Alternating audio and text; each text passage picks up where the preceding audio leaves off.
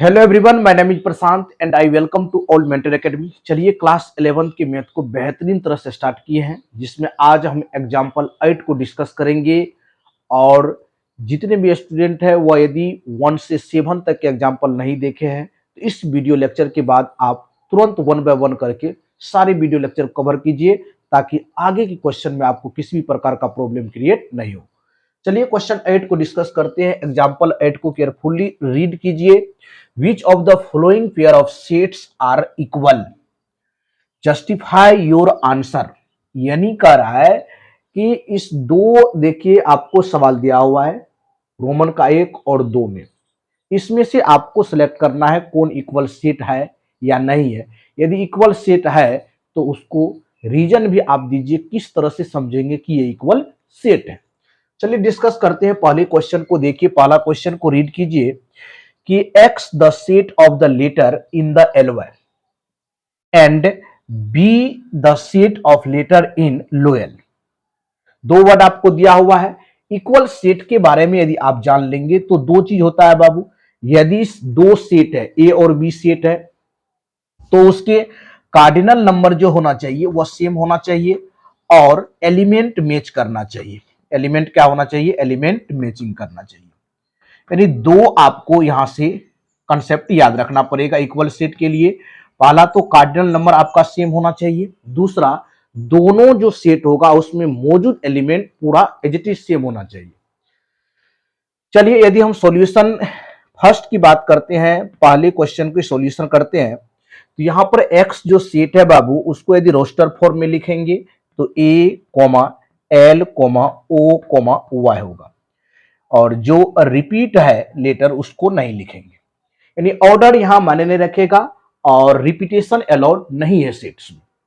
And यदि B की बात कर देंगे बाबू, एंड यदि बी की हम बात कर देते हैं, बी सेट में देख लीजिए आप लोयल को यदि रोस्टर फॉर्म में लिखेंगे तो क्या लिखेंगे? एल ओ वाई और ए लिखेंगे। ये लोयल का क्या हो गया?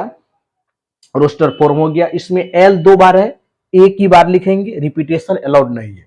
यहां से यदि देखेंगे बाबू, देख लीजिए, यदि नंबर ऑफ एक्स की बात कर देंगे, कार्डिनल नंबर की बात, तो 3 हो जाएगा। एंड नंबर ऑफ पी की बात कर देंगे तो ये भी 3 हो जाएगा। और दोनों में देखिए एलिमेंट मैच कर रहा है कि नहीं। इसमें भी ए है और इसमें भी ए है, इसमें एल है, इसमें भी एल है, इसमें ओ है, इसमें भी ओ है, इसमें वाई है, इसमें भी ओ है। इस तरह से हम बोल सकते हैं कि एक्स इक्वल बी है, और ये आपका कौन सेट हो जाएगा? इक्वल सेट हो जाएगा। इस तरह से पहला जो है आपका इक्वल सेट है कि नहीं है, तो आपका पहला क्या हो जाएगा? एस, ये इक्वल सेट है।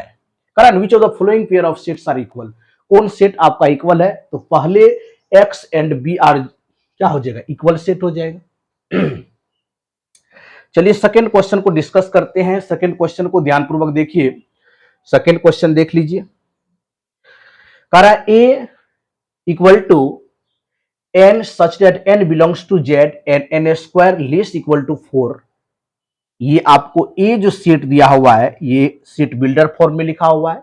यहां से आपको एलिमेंट को फाइंड आउट करना पड़ेगा पहले।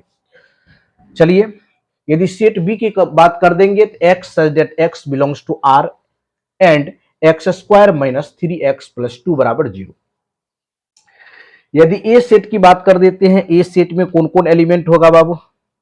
यहां देखिए एन किस में बिलोंग्स कर रहा है? एन बिलोंग्स कर रहा है जेड में, और जेड जो है आपका इंटीजर है। ऐसा पॉइंट आपको नंबर्स लेना है बाबू जिसमें यदि उसका स्क्वायर करेंगे तो वह या तो बराबर होना चाहिए या लेस इक्वल टू, या तो वह 4 से क्या होना चाहिए? छोटा होना चाहिए, या 4 के बराबर होना चाहिए। तो कहां से मान होगा? 2 दूना 4। यानी हम मान ले सकते हैं कहां से बाबू? -2 हो जाएगा, फिर -1, 0, 1 और 2 हो जाएगा। इस तरह से आपका एक सेट बन गया, -2, -1, 0, 1 और 2 बन गया। यदि बी के एलिमेंट्स की बात कर देंगे तो एक्स स्क्वायर -3x प्लस 2 को आप फैक्टर कर दीजिए। फैक्टर करने पर क्या होगा? X square -2x minus x plus 2 बराबर 0। यहां से x कॉमन लेंगे तो x -2 प्लस 1 तो x -2 हो जाएगा। यहां से x+1, यहां से x+2। तो यहां से यदि हम बोल देंगे बी सेट में जो एलिमेंट्स है बाबू, वह कितना हो जाएगा, -1 हो जाएगा और 2 हो जाएगा, -1 और 2 हो जाएगा। यहां से x का कितना वैल्यू निकलेगा, x का एक -1 आएगा, दूसरा वैल्यू x का कितना आएगा, 2 आएगा। यानी कि यहां जो वैल्यू आएगा बाबू आपका, वह यहां तो माइनस यदि कॉमन ले लेंगे, फिर से देखिए इसको, यदि यहां से देख लीजिए x यदि कॉमन लेते हैं तो x -2, -1 कॉमन लेंगे तो x -2 हो बराबर 0 हो जाएगा। यहां से x -1 और ये हो जाएगा x -2, तो x का दो वैल्यू आएगा, 1 और 2 आ जाएगा। चलिए आगे की ओर हम देखते हैं। यहां से बी सेट में जो आपका एलिमेंट्स हो गया 1 और 2 हो गया। बी सेट में कितने एलिमेंट्स हो गया, दो एलिमेंट 1 और 2 हो गया। चलिए उसके बाद देख लीजिए इसका यदि कार्डिनल नंबर निकालेंगे, नंबर ऑफ ए बराबर, यहां से देख लीजिए 1 2 3 4 5 हो गया, और यहां से कार्डिनल नंबर कितना हो गया, 2 हो गया। अब कार्डिनल नंबर सेम नहीं है, यहां देखिए सेट ए में कार्डिनल नंबर 5 है, यहां पर कार्डिनल नंबर 2 ही है। उसके बाद ए और बी तो मैच कर रहा है, ए बी में भी ए है, उसके बाद ए सेट में भी है, लेकिन जीरो की बात कर देंगे, zero belongs to A and zero does not belongs to B.